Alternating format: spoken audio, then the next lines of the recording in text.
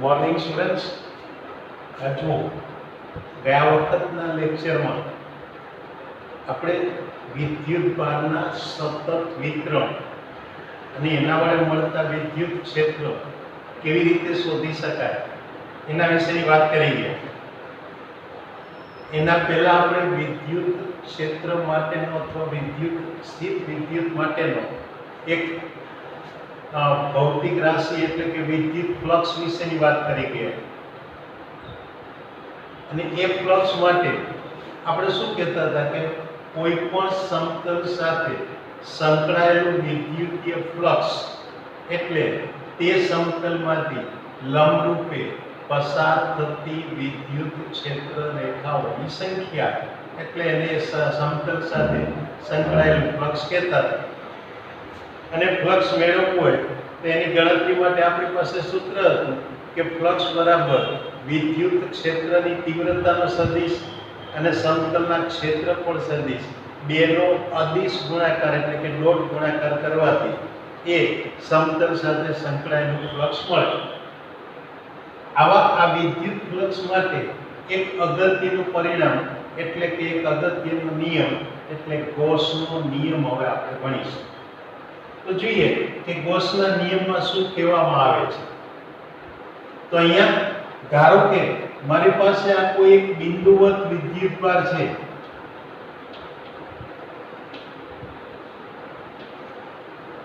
બિંદુવત વિદ્યુતભાર Q ને R ત્રિજ્યાના કોઈ એક ગોળાના કેન્દ્ર પર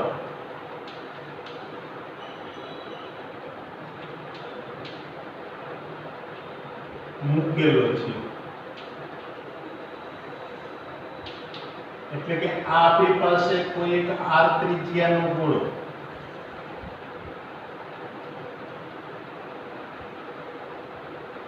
એનું કેન્દ્ર કે જ્યાં બિંદુવત વિદ્યુતભાર મૂકેલો છે. હવે આ ગોળાની ત્રિજ્યા એટલે R.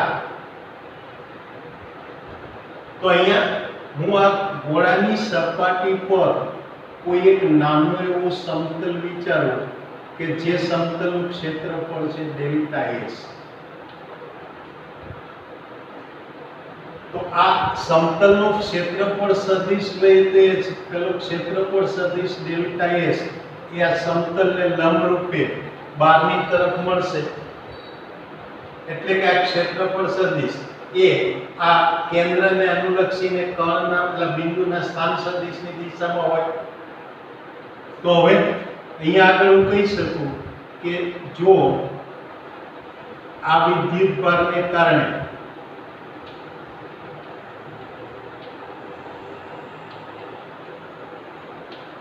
ગોળાની સપાટી પર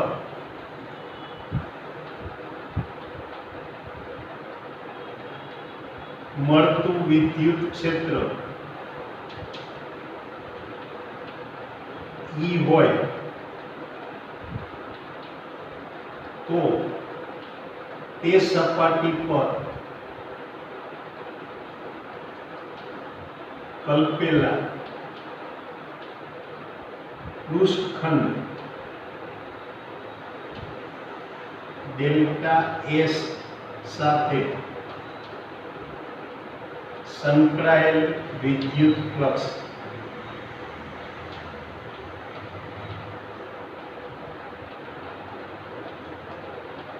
ચલે વિદ્યુત ફ્લક્સને હું ડેલ્ટા ફાઈ કહું તો ડેલ્ટા ફાઈ બરાબર આ E ડોટ ડેલ્ટા S આ લખી શકાય. ચલો એટલે આ રીતે આ ખંડ સાથે મને ફ્લક્સ મળી ગયું. હવે અહીંયા હું જોઈ શકું કે આ જે પેલો ક્ષેત્રફળ તીવ્રતા સદિશ છે એ અને ક્ષેત્રફળ સદિશ એ બંને એક જ દિશાના હોય. એટલે કે અહીંયા E સદિશ અને ડેલ્ટા S સદિશ એ ખંડના સ્થાન સદિશ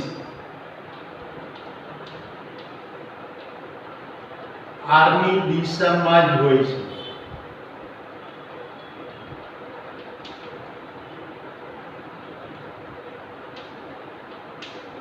આનો અર્થ એ કે ક્ષેત્રફળ સદિશ અને ક્ષેત્રનો સદિશ આ બંને પરસ્પર સમાંતર છે અને માટે આ જો ફ્લક્સ શોધવા જાઉં તો આ ફ્લક્સ બરાબર E ડેલ્ટા S. અહીંયા આગળ આ બિંદુવત વિદ્યુતભારથી r અંતરે મારે વિદ્યુત ક્ષેત્ર શોધવું હોય તો અહીંયા વિદ્યુત ક્ષેત્ર એ આપણને કેટલું મળે તો કે k એટલે કે 1/4 pi epsilon naught into q upon r square એટલે q upon 4 pi epsilon naught r square.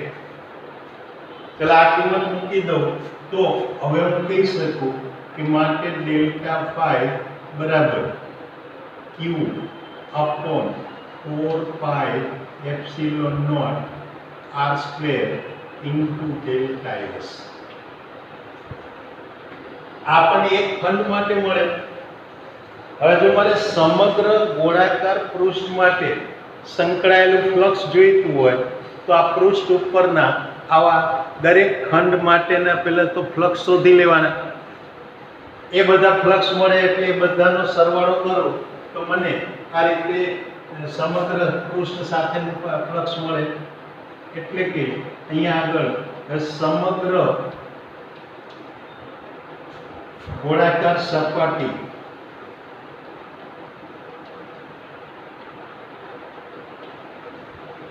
પર સપાટી સાથે સંકળાયેલ વિદ્યુત ફ્લક્સ શોધવા માટે સપાટી પરના દરેક ખંડ દરેક પૃષ્ઠખંડ સાથે સંકળાયેલ ફ્લક્સ શોધી વ્યક્તિગત ફ્લક્સ શોધી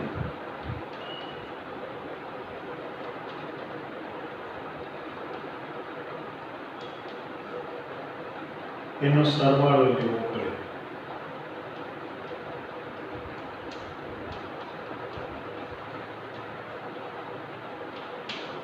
એટલે કે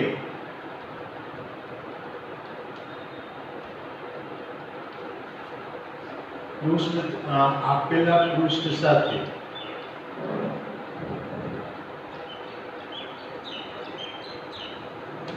સંકળાયેલા કુલ ફ્લક્સ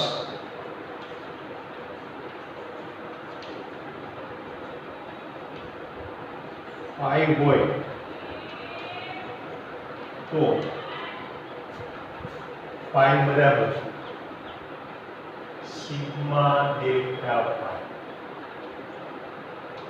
એટલે કે sigma q upon 4 pi epsilon naught r square delta s.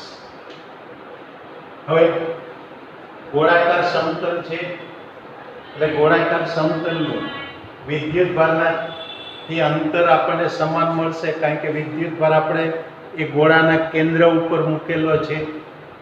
એટલે કે દરેક પૃષ્ઠખંડ માટે r ની કિંમત સમાન છે. r ની કિંમત સમાન છે માટે હું અહીં લખી શકું એટલે કે દરેક પૃષ્ઠખંડ માટે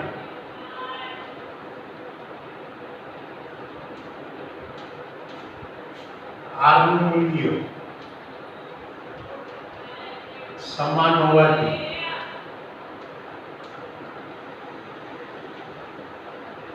ફ્લક્સ phi બરાબર q upon 4 pi epsilon naught r square into sigma delta s,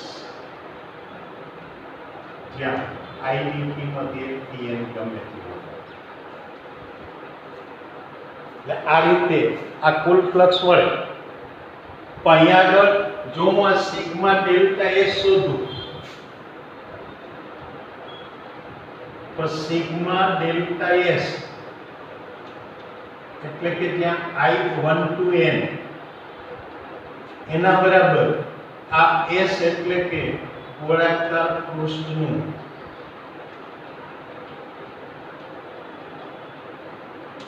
કુલ ક્ષેત્રફળ મળે.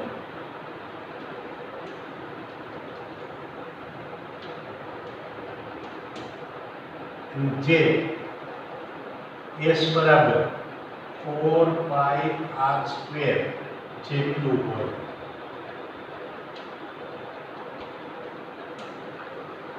અને કિંમત અહીંયા લઈએ તો એમ કહી શકાય કે માટે આ પાઈ બરાબર q ના છેદમાં 4 pi epsilon naught r square into 4 pi r square. માટે આ પાઈ બરાબર આપણે લઈ શકીએ q ઓફ 1 એપ્સિલોન. એટલે આ આપણને ફ્લક્સ માટેનું એક સૂત્ર મળે. આ જે આપણું સમીકરણ છે આને કહું સમીકરણ 1. તો આ સમીકરણ 1 ને ગાઉસનો નિયમ કહેવાય.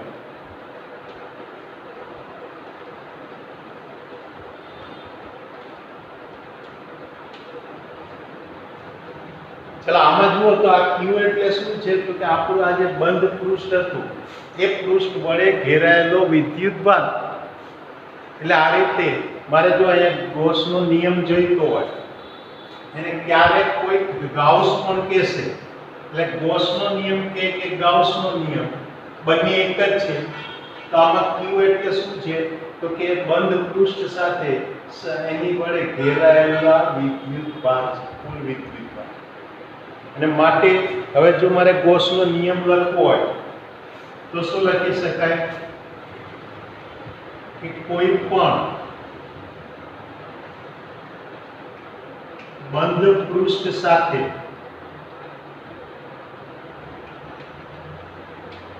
સંકળાયેલ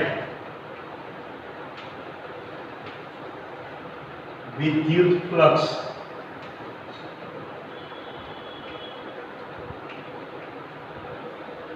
તે પૃષ્ઠ વડે ઘેરાયેલા વિદ્યુતભાર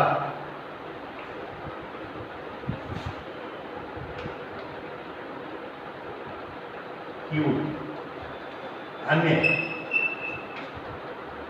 એપ્સિલોન નોટ ના ગુણોત્તર જેટલું હોય.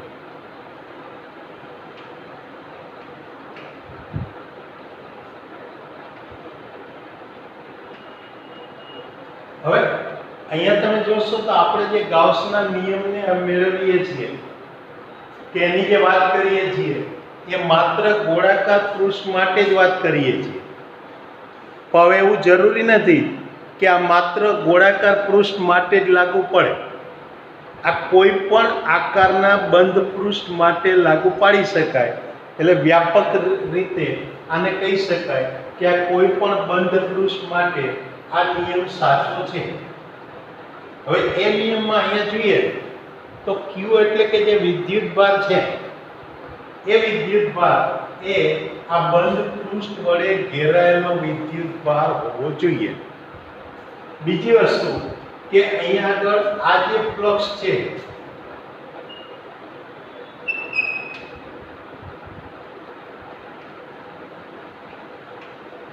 એ બંધ સપાટી માટે, એટલે જો વિદ્યુતભાર અહીંયા આગળ ઘેરાયેલો ના હોય, માફ કરજો અહીંયા આગળ થોડુંક હું સુધારો કરીશ કે જો બંધ પૃષ્ઠ એની અંદર વિદ્યુતભાર ઘેરાયેલો ના હોય પણ એ બંધ પૃષ્ઠ એ કોઈ વિદ્યુત ક્ષેત્રમાં હોય તો એ બંધ પૃષ્ઠ સાથે સંકળાયેલું ફ્લક્સ એ આપણને શૂન્ય મળે. એટલે કે જેટલું ફ્લક્સ અંદર દાખલ થાય એટલું એમાંથી બહાર નીકળે. તો અહીંયા જો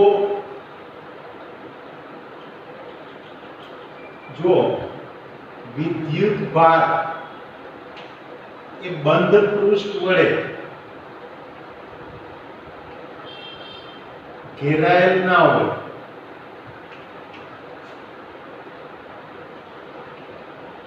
અને પૃષ્ઠ બાહ્ય વિદ્યુત ક્ષેત્રમાં હોય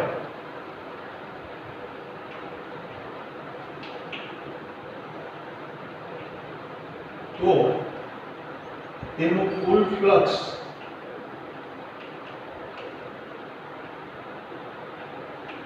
શૂન્ય હોય છે.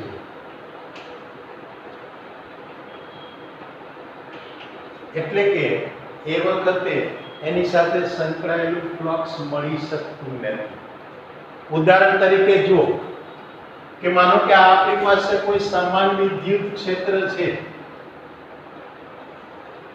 ચાલો આવું એક સમાન વિદ્યુત ક્ષેત્ર લો. આની અંદર મેં કોઈ એક આવું નળાકાર સમતલ વિચારો.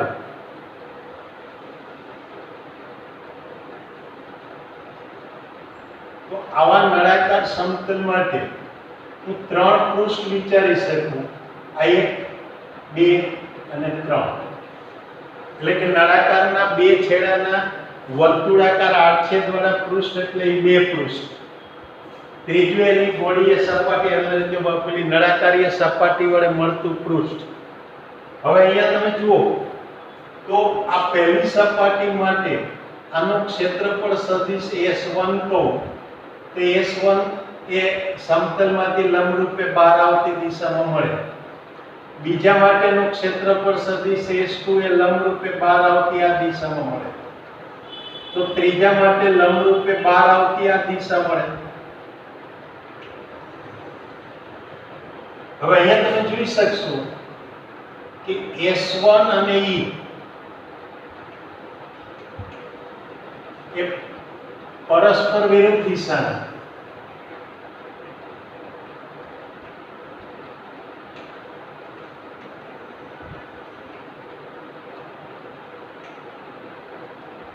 માટે તેનું ફ્લક્સ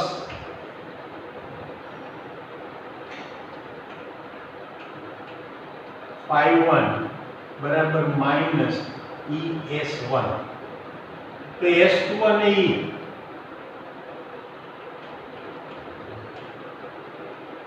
એક જ દિશાના માટે તેનું ફ્લક્સ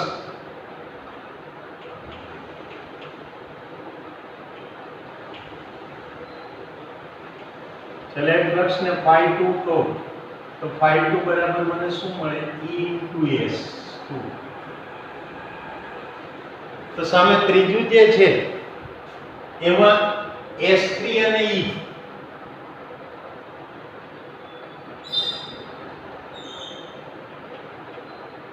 એ પરસ્પર લંબ હોવાથી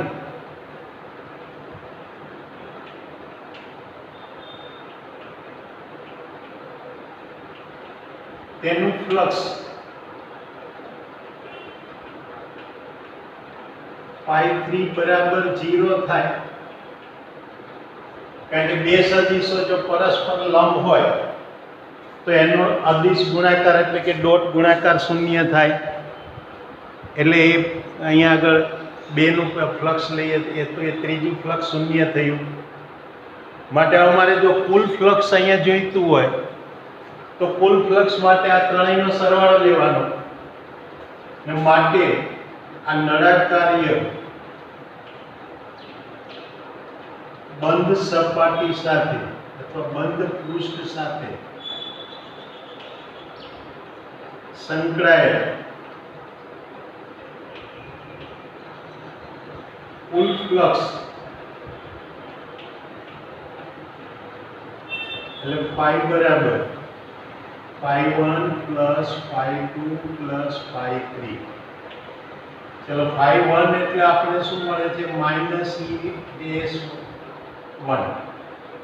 ϕ2 એટલે શું મળે છે ES2. અને phi 3 એટલે 0.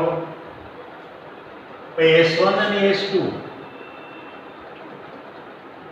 બંને સરખા છે કારણ કે એક જ નળાકારના આડછેદ છે, એટલે એ બંને સરખા હોય તો હવે તમે ફ્લક્સ લો તો આ ફ્લક્સ પાઈ બરાબર આપણે શું મળશે? શૂન્ય.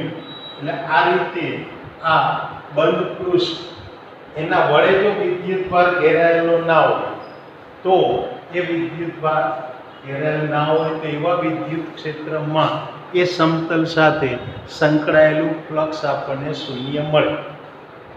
એટલે આ પ્રકારે આ ગાઉસનો નિયમ એ આપણે કોઈ પણ સમતલ માટે લાગુ પાડી શકીએ, કોઈ પણ પૃષ્ઠ માટે લાગુ પાડી શકીએ.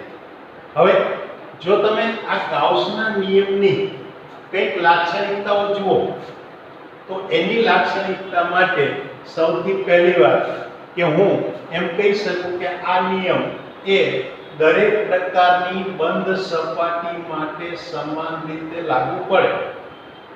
એ સપાટીના પરિમાણ કે એના આકાર ઉપર આધાર રાખતો નથી. એટલે આ પહેલી એક મુદ્દો મને મળે. બીજામાં એમ કહી શકાય કે આમાં જે પેલું ફ્લક્સ છે એ માત્ર પૃષ્ઠ વડે ઘેરાયેલા વિદ્યુતભાર વડે જ અહીંયા આગળ ગણતરીમાં લેવાનું છે. એટલે કે જ્યારે અમુક વિદ્યુતભારો એ આ પૃષ્ઠની અંદર હોય, અમુક આપણે કલ્પેલા બંધ પૃષ્ઠની બહાર હોય, તો વિદ્યુત ક્ષેત્ર એ તો અંદર અને બહાર બંને પ્રકારના વિદ્યુતભારને વડે કારણે મળે. એટલે વિદ્યુત ક્ષેત્ર ઉત્પન્ન કરવા માટે દરેકે દરેક વિદ્યુતભાર જવાબદાર છે. તો ફ્લક્સની ગણતરી કરવા માટે મારે જે વિદ્યુતભાર લેવાનો એ આપણા બંધ પૃષ્ઠની બહારના વિદ્યુતભારને લેવાનો નથી. એના માટે માત્ર આપણે એ બંધ પૃષ્ઠ વડે ઘેરાયેલા જ વિદ્યુતભારની વાત કરવાની છે. એટલે આ પ્રકારે જે ફ્લક્સ મળે એ માત્ર ઘેરાયેલા વિદ્યુતભાર વડે જ મળે, એ બહારના વિદ્યુતભાર વડે ના મળે. ત્યાર પછી તમે જોઈ શકો કે આજે આપણે આવી બંધ સપાટી કલ્પીએ છીએ એ સપાટીને ગાઉસિયન પૃષ્ઠ કહેવાય. અને ગાઉસિયન પૃષ્ઠ એ કોઈ વિદ્યુતભારમાંથી પસાર થતું હોવું જોઈએ નહીં. કારણ કે જો એ વિદ્યુતભારમાંથી પસાર થાય તો એ પૃષ્ઠનું એ વિદ્યુતભારથી અંતર શૂન્ય થયું. અને જ્યારે વિદ્યુતભાર તમે કોઈ પણ વિદ્યુતભાર લો, બિંદુવત વિદ્યુતભાર, તો એ જે સ્થાને મૂકેલો હોય એ જ સ્થાને એ વિદ્યુતભાર વડે આપણને વિદ્યુત ક્ષેત્ર વ્યાખ્યાયિત કરી શકાતું નથી.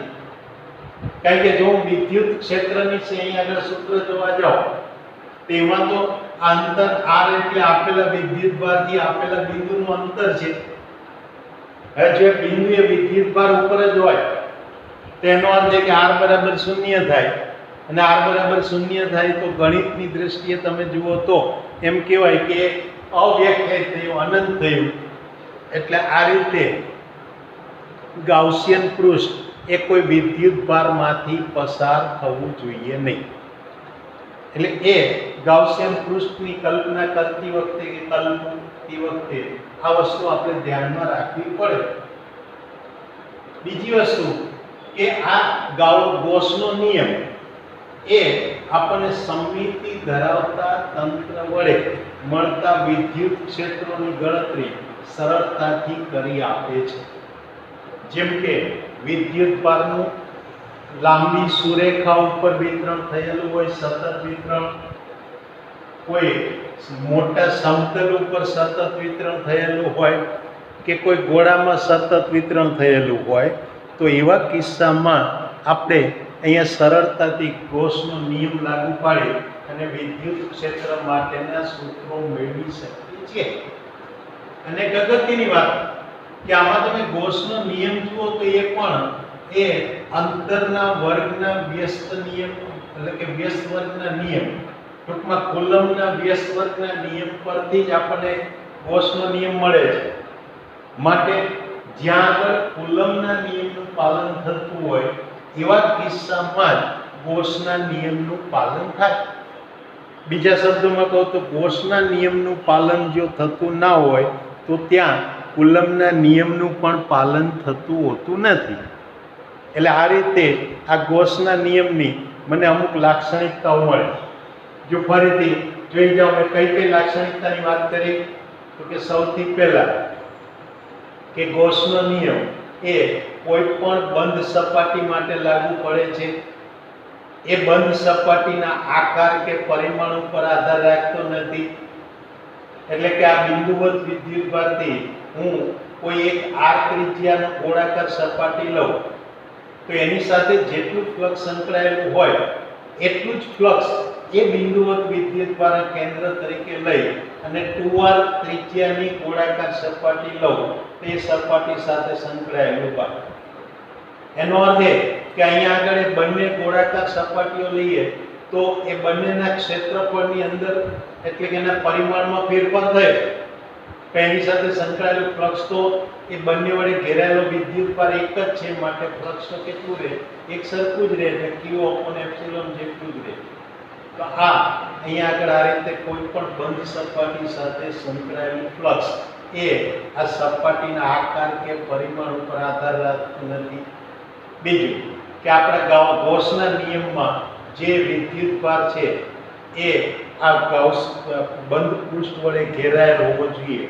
પછી એ પૃષ્ઠની અંદર ગમે ત્યાં હોય, એટલે કે અહીંયા આપણે વિદ્યુતભારને ભલે કેન્દ્ર ઉપર કલ્પેલો હોય આપણા આ કિસ્સામાં, પણ એ ઘોડાની અંદર ગમે ત્યાં હશે તો પણ ગૌસના નિયમમાં કોઈ ફેરફાર થશે નહીં. એ તો એક સરખો જ રહેશે. એટલે એનો અર્થ એ કે ગૌસનો નિયમ એ બંધ પૃષ્ઠની અંદર વિદ્યુતભારના કોઈ સ્થાન પર આધાર રાખતો નથી. ત્યાર પછી તો કે જો વિદ્યુતભારો અમુક એક પૃષ્ઠ વડે ઘેરાયેલા હોય, અમુક એના વડે ઘેરાયેલા ના હોય તો વિદ્યુત ક્ષેત્ર એ તો બધા વિદ્યુતભારોને કારણે મળે, પણ એ ગૌસના નિયમમાં જે વિદ્યુતભાર લેવાનો એ માત્ર આ બંધ પૃષ્ઠ વડે ઘેરાયેલો જ વિદ્યુતભાર લેવાનો, એ બહારના વિદ્યુતભારને લેવાનું નહીં. ત્યાર પછીની વાત કે આપણે જે બંધ પૃષ્ઠ વિચારીએ છીએ એને ગાઉસિયન પૃષ્ઠ કહેવાય અથવા ગૌસિયન પૃષ્ઠ કહેવાય. ચાલો, એ પૃષ્ઠ એ કોઈ વિદ્યુતભારમાંથી પસાર થતું હોવું જોઈએ નહીં, કારણ કે કોઈ પણ વિદ્યુતભારને કારણે વિદ્યુત ક્ષેત્ર એ એના જે સ્થાન છે એ સ્થાન પર જ વ્યાખ્યાયિત થયું નથી. એટલે કે વિદ્યુતભાર જો ગાઉસિયન પૃષ્ઠ ઉપર હોય તો એ ગાઉસિયન પૃષ્ઠનું વિદ્યુતભારથી અંતર શૂન્ય થાય, એટલે એ વખતે એને કારણે વિદ્યુત ક્ષેત્ર અવ્યાખ્યાયિત થઈ જાય. માટે એવો વિદ્યુતભારને આપણે ગણતરીમાં લઈ શકીએ નહીં, એટલે કે એને કારણે આપણને ફ્લક્સ અવ્યાખ્યાયિત મળે. એ ઉપરાંત જો સમિતિ ધરાવતા તંત્ર હોય તો એની કારણે મળતું ક્ષેત્ર ગૌસના નિયમથી સરળતાથી ગણી શકાય. અને ત્યાર પછી કે ગૌસનો નિયમ એ કુલમના વ્યસ્ત વર્ગના નિયમ પર આધારિત છે, અને માટે જો ગૌસના નિયમનું પાલન થતું હોય તો કુલમના નિયમનું પાલન થતું હોય. જો ગૌસના નિયમનું પાલન થતું ના હોય તો ત્યાં કુલમનો નિયમ એ અસ્થાને કહેવાય અથવા એનું પાલન થતું નથી એમ કહી શકાય. એટલે આ આપણે અહીંયા ગૌસના નિયમ વિશેની વાત કરી. હવે આવતી વખતના લેક્ચરમાં આ આપણે જોઈશું કે કોઈ રેખીય વિતરણ હોય કે પૃષ્ઠ વિતરણ હોય કે પછી કદ વિતરણ હોય, એને કારણે આપણે વિદ્યુત ક્ષેત્ર કેવી રીતે મળે એની આપણે ચર્ચા કરીશું. ત્યાં સુધી રજા લઈએ. આવજો. Good bye.